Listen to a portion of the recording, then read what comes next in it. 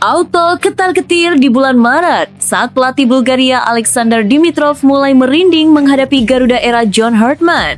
Ini tentang menghadapi tim yang sedang lapar, tim yang tak punya beban sejarah, tapi punya obsesi masa depan. Tim paling ambisius menuju Piala Dunia saat ini. Bikin malu lagi Harimau Malaya. Ditolak mentah-mentah FIFA. Ambisi FIFA Malaysia masuk FIFA Series Indonesia berakhir tragis di balik isu naturalisasi. Tampaknya tak rela melihat Indonesia melangkah sendirian di panggung internasional. Efek John Hartman mengguncang Asia. Kim Sang-sik kehilangan fokus. Vietnam tersungkur 0-3 dari Cina di Piala Asia U23. Timnas Indonesia jadi pusat perhatian. Asia Tenggara khawatir akan kekuatan Garuda Muda di tangan John Hartman.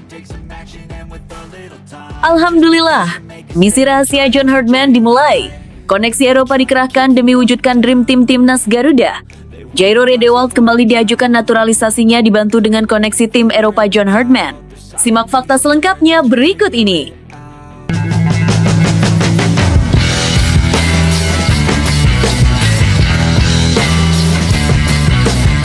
Sebelum kita lanjut ke berita terlengkapnya, alangkah mulianya bagi kalian untuk tekan tombol like dan yang belum subscribe, tolong subscribe channel ini. Auto ketar-ketir di bulan Maret saat pelatih Bulgaria Alexander Dimitrov mulai merinding menghadapi Garuda era John Hartman. Ini tentang menghadapi tim yang sedang lapar, tim yang tak punya beban sejarah, tapi punya obsesi masa depan. Tim paling ambisius menuju Piala Dunia saat ini. Di atas kertas, Bulgaria seharusnya melangkah dengan dada membusung. Peringkat FIFA mereka jauh lebih baik, pengalaman internasional lebih panjang, dan tradisi sepak bola Eropa Timur bukan kaleng-kaleng. Namun menjelang ajang FIFA Series bulan Maret, suasana di kubu Bulgaria justru berubah tegang. Pelatih mereka, Alexander Dimitrov, dikabarkan mulai auto ketar-ketir ketika harus menatap satu lawan yang tak terduga, Timnas Indonesia. Nama Indonesia kini tak lagi sekadar pelengkap jadwal uji coba. Garuda telah menjelma menjadi simbol ambisi, keberanian, dan mimpi besar menuju Piala Dunia. Dan justru disitulah letak kegelisahan Dimitrov. Bagi Dimitrov, menghadapi Indonesia bukan lagi soal perbedaan ranking. Ini tentang menghadapi tim yang sedang lapar, tim yang tak punya beban sejarah tapi punya obsesi masa depan. Tim paling ambisius menuju Piala Dunia saat ini, demikian bisik-bisik yang beredar di kalangan staf Bulgaria, sebuah label yang terdengar berlebihan namun semakin terasa nyata. Indonesia datang dengan wajah baru, bukan hanya soal seragam dan formasi, tetapi identitas. Deretan pemain berkualitas Eropa kini menjadi tulang punggung. Nama-nama yang terbiasa menghadapi pressing keras, tempo tinggi, dan atmosfer stadion modern. Mereka bukan lagi pemain yang hanya kuat di Asia Tenggara, melainkan individu yang sudah mencicipi kerasnya sepak bola Eropa. Namun sumber kegelisahan terbesar Dimitrov bukan hanya materi pemain. Sosok di pinggir lapangan jauh lebih membuatnya resah, John Hartman. Nama Hartman mungkin belum setenar Guardiola atau Ancelotti, tetapi rekam jejaknya membuat banyak pelatih mulai berpikir dua kali. Ia bukan sekedar peracik taktik, melainkan arsitek suasana. Di ruang ganti, Hartman dikenal piawai membaca emosi pemain, menyalakan motivasi, dan meredam tekanan. Ia tahu kapan harus menjadi sahabat, kapan harus menjadi jenderal. Bagi Dimitrov, ini ancaman nyata. Bulgaria terbiasa menghadapi tim kuat, tetapi jarang menghadapi tim dengan energi psikologis sekuat Indonesia sekarang. Garuda datang bukan untuk sekadar menguji formasi, melainkan menguji mental lawan. Yang membuat situasi semakin mengerikan adalah gaya bermain yang mulai terbentuk. Di bawah Hartman, Indonesia diprediksi tampil agresif, berani menekan sejak awal, dan disiplin dalam transisi. Bukan lagi tim yang menunggu kesalahan lawan, tetapi tim yang memaksa kesalahan itu muncul. Dimitrov sadar, satu momen lengah bisa berakibat fatal, satu kesalahan koordinasi bisa berubah menjadi gol cepat. Dan menghadapi tim yang percaya diri, gol cepat seringkali berarti kehancuran mental. Ironisnya, justru status underdog Indonesia membuat mereka semakin berbahaya. Mereka bermain tanpa beban, sementara Bulgaria memikul ekspektasi sebagai tim dengan ranking lebih tinggi. Tekanan publik, media, dan federasi bisa menjadi musuh terbesar Dimitrov sendiri. Di balik layar, kabarnya staf Bulgaria mulai mempelajari rekaman-rekaman terbaru Indonesia dengan lebih serius. Pola build-up, pergerakan sayap, hingga detail pressing menjadi bahan diskusi panas. Sebuah tanda bahwa rasa khawatir itu nyata, bukan sekedar sensasi media. Dan disinilah cerita menjadi menarik. FIFA Series bulan Maret bukan turnamen besar. Tidak ada trofi prestisius, tidak ada sorotan dunia seperti Piala Dunia atau Euro. Namun bagi Indonesia ini adalah panggung pembuktian. Bagi Bulgaria, ini bisa menjadi mimpi buruk jika salah langkah. Pertemuan ini bukan lagi soal siapa lebih tinggi rankingnya. Ini tentang dua filosofi yang bertabrakan, tradisi Eropa yang mapan melawan ambisi Asia yang sedang meledak. Alexander Dimitrov mungkin tak akan mengaku takut di depan kamera. Senyum profesional tetap terpasang, kata-kata diplomatis tetap mengalir. Namun di ruang analisis, di balik papan taktik, satu hal sulit disangkal. Timnas Indonesia kini bukan lawan yang bisa dipandang sebelah mata. Dengan John Hartman sebagai nahkoda, dengan pemain-pemain Eropa sebagai mesin tempur, dan dengan mimpi Piala Dunia sebagai bahan bakar, Garuda datang bukan untuk bertahan. Mereka datang untuk menguji, mengguncang, bahkan mungkin menjungkir balikan hierarki. Dan jika sampai Bulgaria terpeleset, dunia akan kembali bertanya, apakah ini awal dari kisah besar Indonesia menuju panggung dunia? Bulan Maret akan menjawabnya. Satu hal pasti, ketegangan sudah dimulai jauh sebelum peluit pertama dibunyikan. Bikin malu lagi Harimau Malaya. Ditolak mentah-mentah FIFA. Ambisi FIFA Malaysia masuk FIFA Series Indonesia berakhir tragis di balik isu naturalisasi. Tampaknya tak rela melihat Indonesia melangkah sendirian di panggung internasional. Jagat sepak bola Asia Tenggara kembali berguncang menjelang FIFA Series yang akan digelar di Indonesia pada bulan Maret 2026. Saat publik Indonesia sibuk menantikan deretan lawan kelas dunia yang akan datang, sebuah kabar mengejutkan muncul dari negeri jiran. Timnas Malaysia secara tiba-tiba mengajukan diri untuk ikut ambil bagian dalam turnamen prestisius tersebut. Langkah itu sontak menimbulkan tanda tanya besar. Mengapa Malaysia begitu ngotot ingin masuk ke ajang yang sejak awal dirancang sebagai panggung unjuk gigi Timnas Indonesia? Jawabannya sederhana namun syarat gengsi. Mereka tak ingin kalah pamor. Dalam beberapa tahun terakhir, Indonesia melesat cepat. Proyek besar menuju Piala Dunia, deretan pemain diaspora, pelatih kelas dunia serta sorotan media internasional membuat posisi Garuda kian diperhitungkan. Malaysia, yang selama ini menjadi rival klasik di kawasan, tampaknya tak rela melihat Indonesia melangkah sendirian di panggung global. Maka proposal pun dikirim. Malaysia berharap bisa ikut meramaikan FIFA Series di Indonesia, sekaligus membuktikan bahwa mereka masih sejajar dengan Garuda. Namun harapan itu runtuh seketika. Dari markas besar FIFA, jawaban datang tegas, dingin, dan tanpa kompromi. Permohonan Timnas Malaysia ditolak. Bukan karena kuota penuh, bukan karena jadwal bentrok, melainkan karena alasan yang jauh lebih sensitif dan memalukan. Menurut sejumlah sumber internal yang beredar di kalangan media Asia, FIFA masih menempatkan sepak bola Malaysia dalam status pantauan khusus. Sorotan utamanya, masalah pemain naturalisasi yang diduga tidak sepenuhnya sesuai regulasi. Isu ini sebenarnya bukan barang baru. Dalam beberapa waktu terakhir, nama Malaysia kerap dikaitkan dengan proses naturalisasi pemain asing yang dinilai terlalu cepat, kurang transparan, bahkan disebut-sebut berpotensi melanggar aturan FIFA mengenai status kewarganegaraan dan kelayakan membela tim nasional. Dan bagi FIFA, urusan ini bukan perkara sepele. Induk sepak bola dunia dikenal sangat keras terhadap pelanggaran administrasi dan status pemain. Bagi mereka, satu kesalahan kecil bisa mencoreng wajah sepak bola internasional. Turnamen resmi, apalagi yang membawa nama FIFA, harus steril dari potensi skandal. FIFA sangat sensitif terhadap isu naturalisasi ilegal karena bisa membuat malu organisasi di mata dunia, ujar seorang pengamat sepak bola Asia Tenggara. Mereka tidak mau turnamen yang seharusnya prestisius justru berubah menjadi sorotan negatif. Inilah yang membuat keputusan FIFA begitu tegas. Selama status Malaysia masih berada dalam pengawasan, pintu turnamen resmi langsung tertutup rapat. Bagi Indonesia, situasi ini justru mempertegas posisi mereka di mata dunia. FIFA Series edisi Maret 2026 di Indonesia dipandang sebagai ajang serius, bukan sekedar turnamen hiburan. Lawan-lawan yang datang dipilih ketat, citra kompetisi dijaga, dan kredibilitas menjadi prioritas utama. Sementara itu, di Kuala Lumpur, penolakan ini terasa seperti tamparan keras. Ambisi untuk menyamai langkah Indonesia justru berubah menjadi bumerang. Alih-alih tampil di panggung internasional, Malaysia kini harus menghadapi sorotan tajam terhadap tata kelola tim nasional mereka sendiri. Pertanyaan publik mulai bermunculan.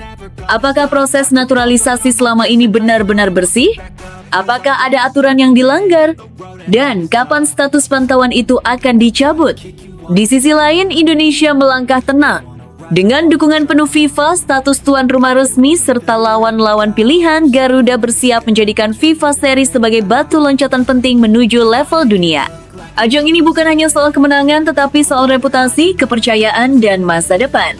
Kisah ini pun menjadi pelajaran pahit di kawasan Asia Tenggara. Di era sepak bola modern, prestasi di lapangan saja tidak cukup. Administrasi bersih, regulasi patuh, dan transparansi menjadi senjata yang sama pentingnya dengan gol dan taktik. Dan kini, satu fakta tak terbantahkan mulai terasa. Indonesia bukan lagi sekadar peserta. Indonesia telah menjadi pusat perhatian. Sementara Malaysia, mau tak mau, harus menunggu di luar pagar menyaksikan rival lamanya melangkah ke panggung yang dulu mereka impikan. FIFA Series Maret 2026 pun berubah bukan hanya menjadi turnamen, tetapi simbol perubahan peta kekuatan sepak bola Asia Tenggara. Namun tunggu dulu, setelah admin telusuri secara mendalam bahwa berita di atas adalah karangan belaka dan hoax, ini sebagai edukasi supaya penonton lebih jeli dalam memilih berita. Efek John Herdman mengguncang Asia. Kim Sang-sik kehilangan fokus. Vietnam tersungkur 0-3 dari Cina di Piala Asia U23. Timnas Indonesia jadi pusat perhatian. Asia Tenggara khawatir akan kekuatan Garuda Muda di tangan John Herdman. Kedatangan John Herdman sebagai pelatih baru Timnas Indonesia benar-benar menciptakan gelombang besar di sepak bola Asia. Bukan hanya mengubah wajah permainan Garuda, tetapi juga mengguncang psikologi para rival. Salah satu dampak paling mengejutkan datang dari pengakuan pelatih Vietnam, Kim Sang-sik, usai timnya dihajar Cina 0,3 pada ajang Piala Asia U23 2026. Dalam konferensi pers pasca laga, Kim Sang-sik tidak berbicara panjang soal taktik atau strategi lawan. Ia justru menyinggung faktor yang tak terduga, kehadiran John Herdman di Indonesia. Efek John Herdman benar-benar membuat kami tidak bisa berkonsentrasi, ucap Kim dengan wajah letih. Gaya kepelatihannya sangat berkonsep, mengubah pemain menjadi satu tim yang bersatu dan kuat, itu memengaruhi fokus kami. Pengakuan ini langsung menghebohkan publik Asia. Bagaimana mungkin pelatih Vietnam, tim yang selama bertahun-tahun dikenal tangguh dan stabil, kehilangan fokus hanya karena perubahan pelatih di negara tetangga? Namun jika ditelusuri lebih dalam, fenomena ini bukan tanpa alasan. John Herdman datang ke Indonesia bukan sebagai pelatih biasa. Ia membawa reputasi internasional, pengalaman membangun tim nasional dari nol, serta filosofi kepelatihan yang menekankan kesatuan, disiplin, dan kekuatan mental. Herdman dikenal bukan hanya melatih teknik, tetapi membentuk karakter tim, kolektif, percaya diri, dan tahan tekanan. Lebih dari itu, Timnas Indonesia kini berada dalam fase emas. Banyak pemain muda bertalenta yang merumput di klub-klub besar Eropa. Ada yang bermain di Liga Belanda, Belgia, Inggris, bahkan Italia. Mereka terbiasa dengan intensitas tinggi, disiplin ketat, dan tekanan besar. Ketika para pemain ini disatukan di bawah satu konsep kepelatihan modern, Indonesia mendadak berubah dari kuda hitam menjadi ancaman nyata. Situasi inilah yang perlahan menggerogoti mental para rival termasuk Vietnam. Selama satu dekade terakhir, Vietnam terbiasa berada di puncak Asia Tenggara. Mereka menjadi tolok ukur, panutan, bahkan momok bagi negara-negara lain. Namun kini peta kekuatan mulai bergeser. Dalam pengakuan lanjutan, Kim Sang-sik menjelaskan bahwa perubahan di Indonesia sering menjadi topik diskusi internal timnya. Kami melihat bagaimana Indonesia berkembang sangat cepat. Banyak pemain mereka bermain di Eropa, mentalnya berbeda, fisiknya kuat, dan sekarang dipimpin pelatih dengan konsep modern. Secara tidak sadar, itu masuk ke pikiran kami, ujar Kim. Tekanan psikologis ini ternyata memuncak saat Vietnam menghadapi Cina di laga penting. Alih-alih tampil percaya diri, permainan Vietnam justru tampak ragu sejak menit awal. Lini belakang sering kehilangan koordinasi, lini tengah kalah duel, dan serangan kehilangan ketajaman. Beberapa peluang emas terbuang sia-sia, seolah para pemain bermain dengan beban berat di kepala. Cina, yang tampil lebih tenang dan terorganisir, memanfaatkan situasi tersebut. Gol pertama tercipta dari kesalahan antisipasi bek Vietnam. Gol kedua lahir dari transisi cepat yang gagal dihalau, dan gol ketiga seakan menjadi penegas bahwa malam itu bukan milik Vietnam. Skor 0,3 pun terpampang di papan, hasil yang mengejutkan banyak pihak. Para analis sepak bola Asia menilai kekalahan ini bukan sekedar soal perbedaan kualitas, melainkan cerminan rapuhnya mental. Konsentrasi yang terpecah, tekanan berlebih, serta bayang-bayang rival baru yang semakin kuat membuat Vietnam tampil jauh di bawah standar. Di sisi lain, di Indonesia, kabar ini disambut dengan euforia tersendiri. Banyak pendukung melihat pernyataan Kim Sang-sik sebagai pengakuan tak langsung atas kebangkitan Garuda. Untuk pertama kalinya dalam waktu lama, Indonesia bukan hanya diperhitungkan karena semangat, tetapi ditakuti karena kualitas dan konsep. Dulu kita selalu membandingkan diri dengan Vietnam dan Thailand.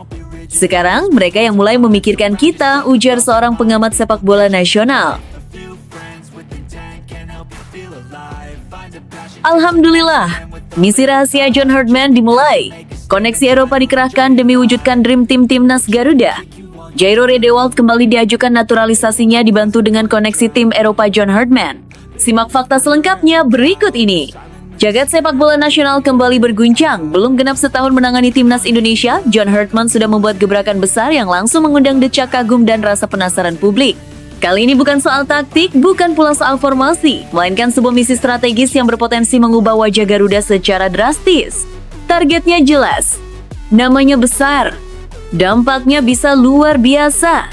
Jairo Riedewald.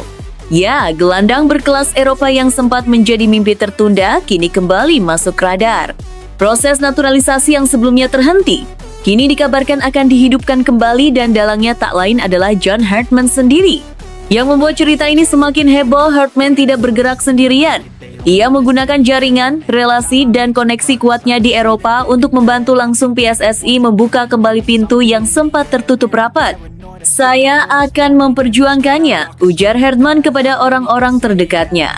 Ini demi membentuk Dream Team Timnas Indonesia tahun 2026.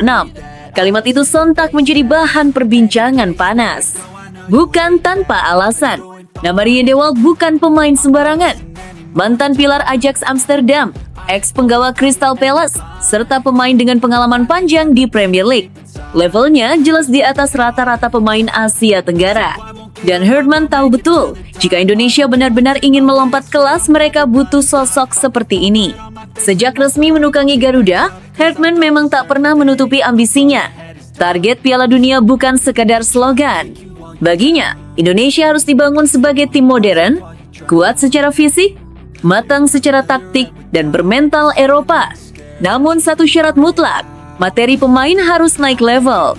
Disinilah Riedewald menjadi potongan puzzle yang sangat krusial.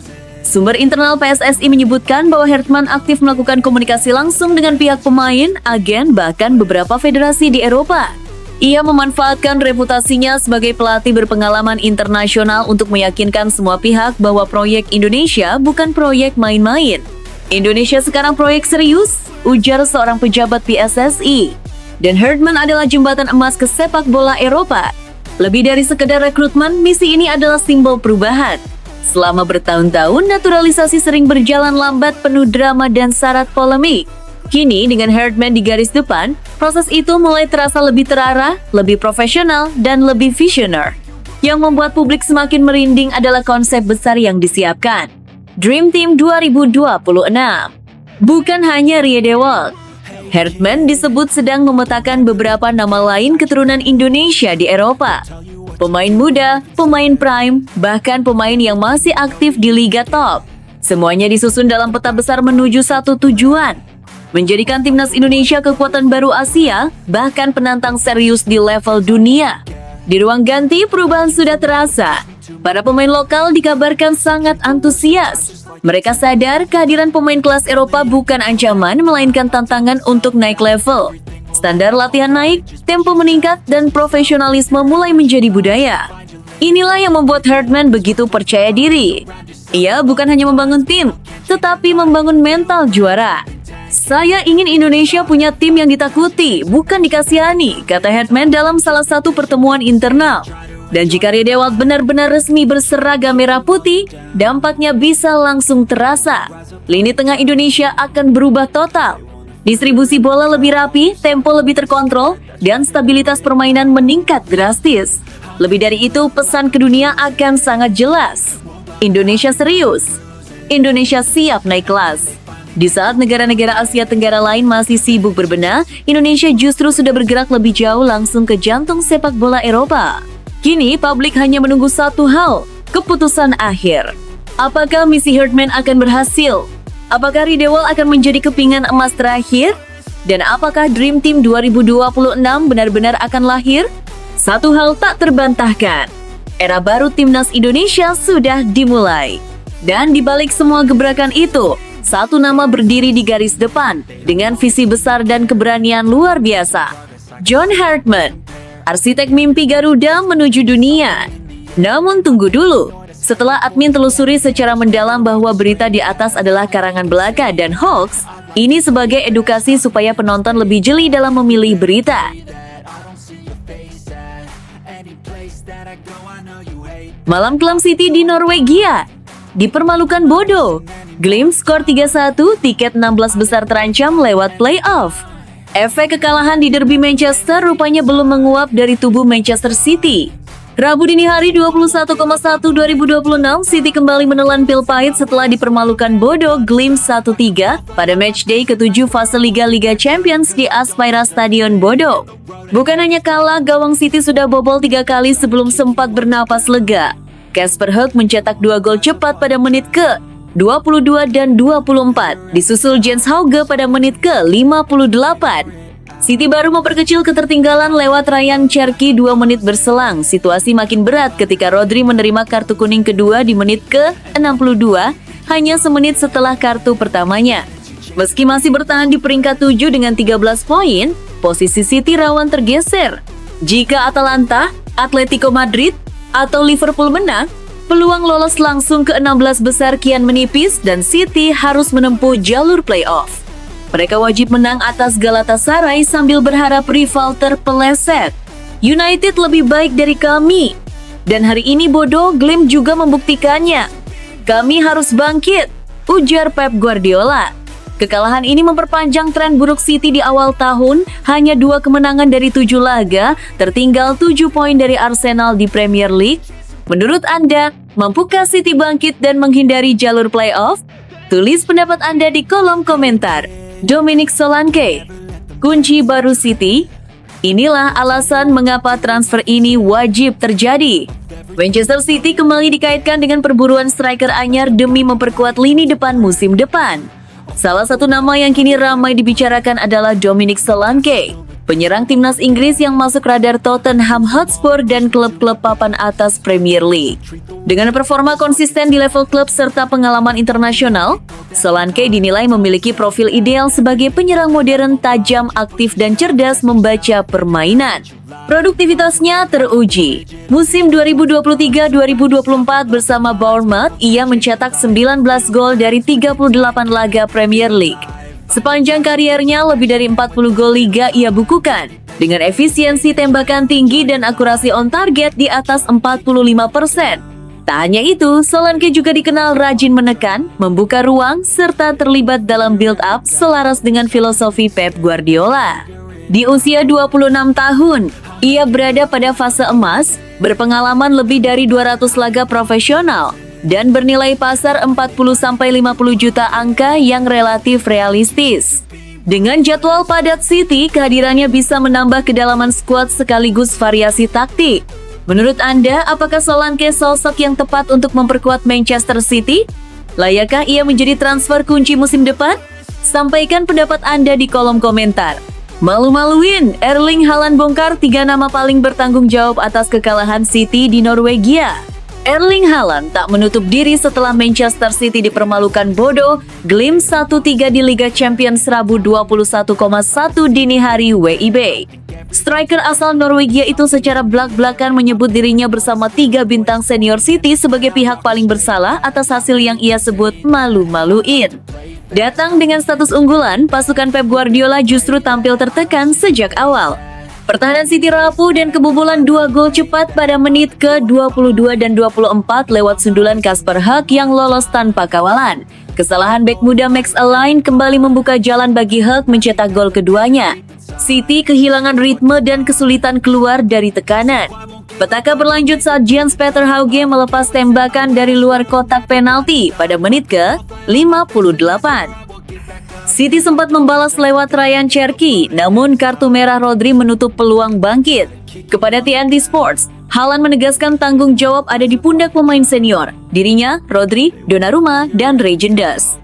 Ia juga mengakui kegagalannya mencetak gol serta meminta maaf kepada para supporter. Kami Manchester City, kami tak boleh terbiasa kalah, ini memalukan, tegasnya. Menurut Anda siapa yang paling bertanggung jawab atas kekalahan ini? Apakah City masih mampu bangkit di fase berikutnya? Tulis pendapat Anda di kolom komentar. Manchester City kalah lagi, Pep Guardiola serukan kebangkitan mental pemain The Citizens. Laga berikut harus menang, tidak ada kata lain. Manajer Manchester City Pep Guardiola meminta anak asuhnya untuk tidak larut dalam kesedihan usai kalah dari Bodo Glimt. Ia meminta pasukan The Citizens untuk lekas bangkit dari keterpurukan ini. Komentar ini diberikan Pep seusai Manchester City bertandang ke Norwegia untuk berhadapan dengan Bodo Glimt. Di laga ini, The Citizens dipermalukan tuan rumah dengan skor cukup telak 3-1. Kekalahan ini menjadi kekalahan kedua beruntun yang diraih The Citizens. Di akhir pekan kemarin, Manchester City kalah di kandang rival kota mereka, Manchester United dengan skor 2-0. Pep menilai timnya tidak boleh membiarkan momentum negatif ini berlanjut. Kami harus bangkit dengan segera, buka Pep dalam wawancaranya di laman resmi Manchester City. Pep menyebut bahwa Manchester City tidak perlu meratapi hasil-hasil buruk yang didapatkan mereka belakangan ini. Ia menyebut kini The Citizens harus lekas bangkit dari keterpurukan yang ada dan fokus ke pertandingan-pertandingan berikutnya. Sejak akhir 2025 kami mendapatkan sejumlah hasil yang kurang baik, entah itu di Premier League ataupun di Liga Champions seperti hari ini, sambung Pep.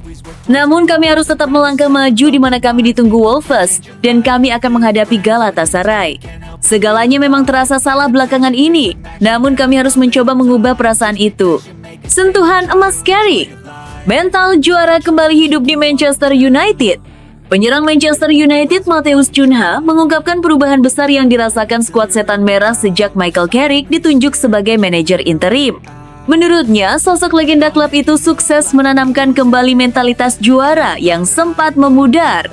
David Carrick langsung mencuri perhatian setelah membawa United menang 2-0 atas rival kota Manchester City. Kehadiran figur yang mengenal betul atmosfer Old Trafford dinilai menjadi kunci kebangkitan performa tim. Cunha menegaskan, pengalaman panjang Carrick sebagai pemain berprestasi memberi pengaruh nyata bagi ruang ganti. Dia punya sejarah di klub ini dan membawa mentalitas pemenang. Dia tahu bagaimana caranya menang, ujar Cunha dikutip dari Mirror. Carrick akan memimpin United hingga akhir musim 2025-2026.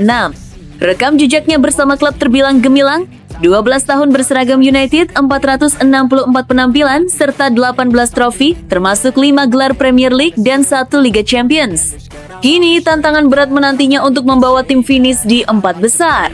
Ujian terdekat hadir saat United bertandang ke markas Arsenal Minggu 25,1.